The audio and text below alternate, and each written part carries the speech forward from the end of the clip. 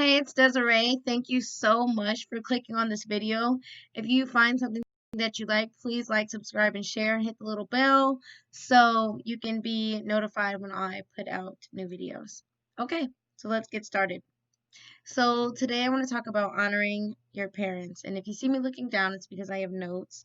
I will do my best to not look down so much. We will see. So, when it comes to honoring our parents, I think that our physical relationships here on earth kind of mimic our relationships we're supposed to have with God, right? And our parent to child relationship is our parent to child relationship with God. God is Abba, our Father, and He is our parent, and we are His children.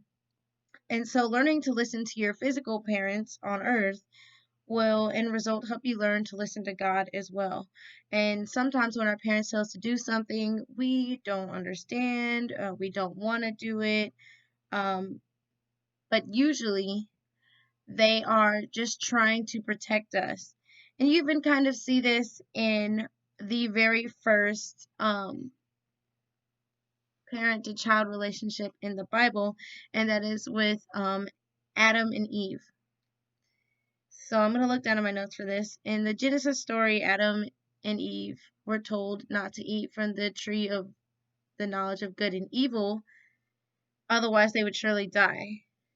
And at the time you can see that Adam and Eve obviously didn't really understand why. And they just kind of took it as a rule and just something forbidden, and they didn't put too much thought into it. So when the serpent came around, he was able to tempt them, he was able to confuse them on the subject, and because they were ignorant, they disobeyed God. Sometimes our own ignorance as to why our parents told us to do something, mixed with temptation and our own desires, can get us into a lot of trouble, just as it did with Adam and Eve. So, one on the most basic form, one way you can honor your parents is to listen to what they say. And not only listen to them and do it physically, but also to be submissive with it and try to understand their reasoning and respect them. And even if you can't, because sometimes we just can't see why they would ask us to do something, usually it is for our own good. So I have some verses on this subject matter. Proverbs chapter 1, verse 8 through 9 says, "The fear of the Lord is the beginning of knowledge, but fools despise wisdom and instruction. My son," oh, that was 7. Sorry. 8 is, "My son, hear the instruction of thy father, and forsake not the law of thy mother. For they shall be an ornament of grace unto thy head, and chains about thy neck." So I would say basically it's just relating the values that you receive through instruction by your parents and listening to your parents. You get values. You learn how to be respectable, you learn how to be trustworthy, you learn all these different things, and that can be related to like an ornament or a chain around your neck. Those are something that make you look good on the outside, but when you listen to your parents' instruction, that makes you look good on the inside and makes you a better person. Proverbs chapter 13, verse 1 says, "A wise son hears his father's instruction, but a scorner hears not rebuke."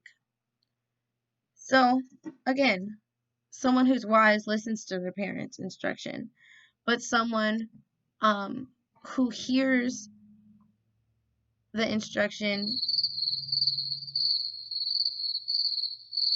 is in basically a big trouble.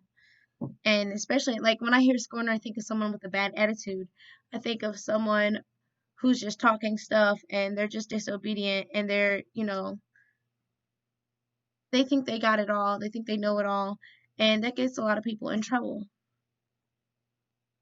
Let's see. Proverbs 17:21 says, "He that begetteth a fool does it He that begetteth a fool doeth it to his sorrow, and the father of the fool has no joy." So when you think about, especially here on earth, a lot, you see parents who are stressed out, depressed, and all these things and it could be a child of any age, right? It could be adult, it could be a small child, it could be a teenager, whatever the case may be, their parents are usually worried and stressed out if they're making foolish decisions, if they're not listening to their instruction and their counsel. This takes the joy from parents. And this is something that I am so fearful to do to God, right? We have to be wise, we have to listen, and we want to make sure that he is so proud of us as his children.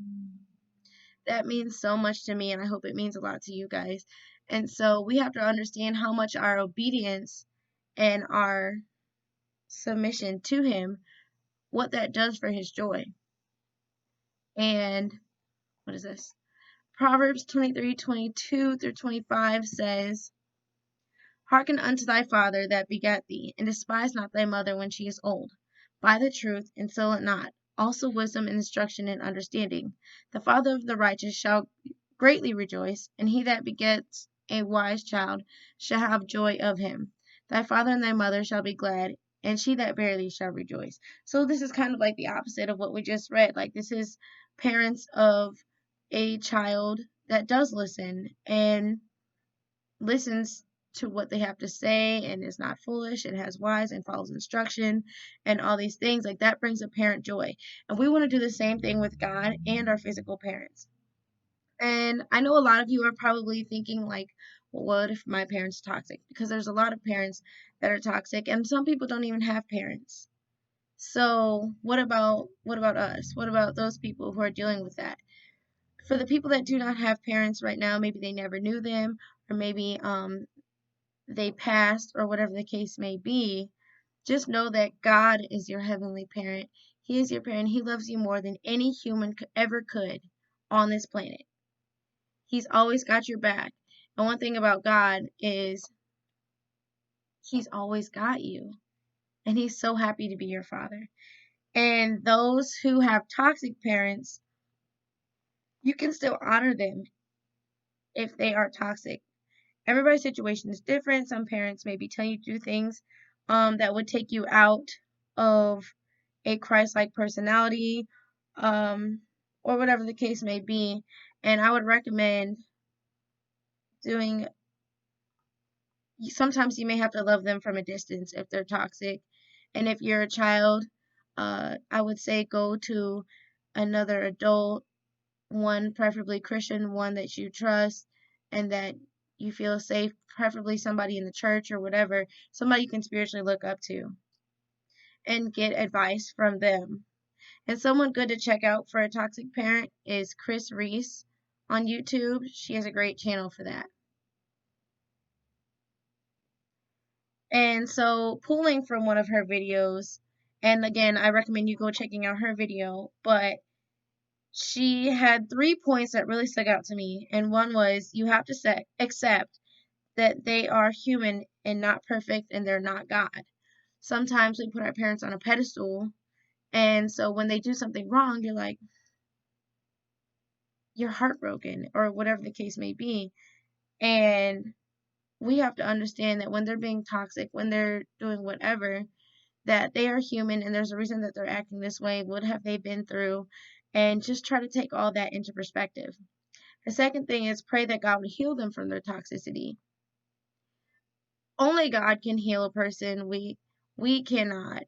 Not emotionally, not like that. Only God is able to do that. So it's our job to pray for our parents if that's the case, if they are toxic and you can see that it is truly damaging.